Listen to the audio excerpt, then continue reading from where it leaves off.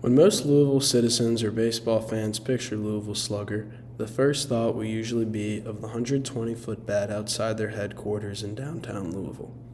They might think of a trip that they took there as a kid, considering some memory of the bat-making process or the museum tour.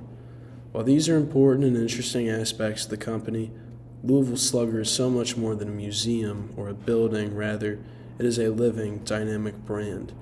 The term dynamic does not necessarily reflect strength, but it does involve development and changes throughout its time.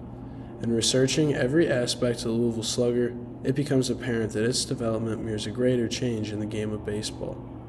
As its influence is so far-reaching, understand the history and development of Louisville Slugger contextualizes the history of our great game.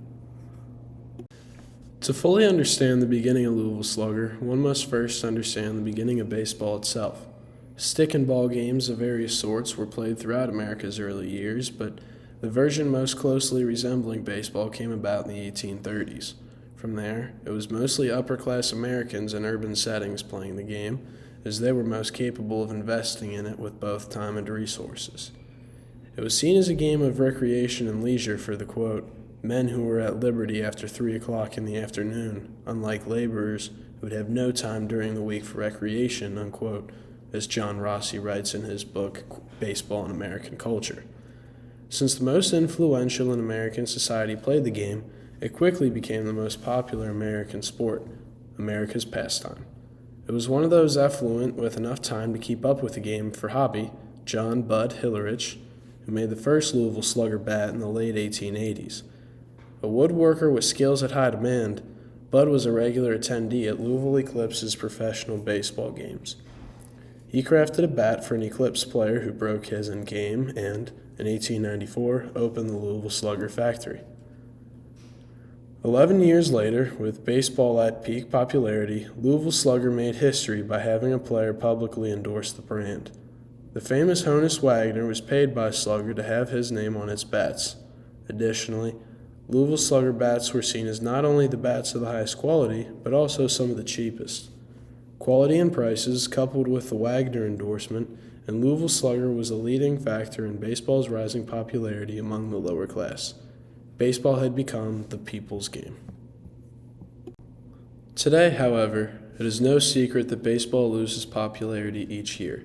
There are a few reasons for this, but undeniably chief among them is the locality of the game.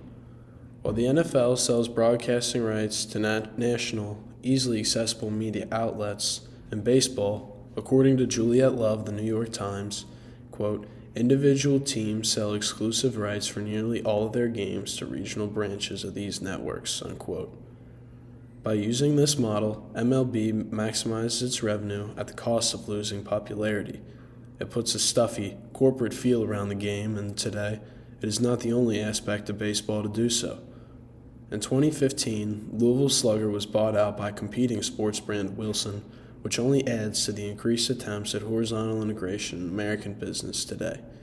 Other examples include Facebook's 2012 acquisition of Instagram and Disney's 2019 acquisition of Fox. As user Russeth describes in an outline of horizontal integration, this attempt at monopolization seeks, quote, to expand business in the form of mergers and acquisitions, unquote. Here, Louisville Slugger, who has traditionally sought to enhance baseball's popularity among the rich and poor alike, is actually adding to the corporate nature of baseball that detracts popularity. In a 2011 article written in the Louisville Courier-Journal, Joseph Lord described the scene of game day at Louisville Slugger Field, which is directly adjacent to Slugger's headquarters in downtown Louisville. It is neither the Jumbotron nor the loudspeakers, and it certainly is not an overreaching corporate executive that makes this scene so alluring. Rather, it is the same organic aspects of baseball that made it popular in its infancy and what the game's survival clings desperately to today. Anyone can play, anyone can watch, and all of us can do it together. The story of Louisville Slugger's rise and fall, when told within this broad context, is a cautionary tale. It is neither acquisition nor possession where popularity or happiness is found, as Slugger and MLB mistook. Instead, it is found in the sharing of our human experiences, the same reason baseball found popularity originally, and why it continues some semblance of that popularity today.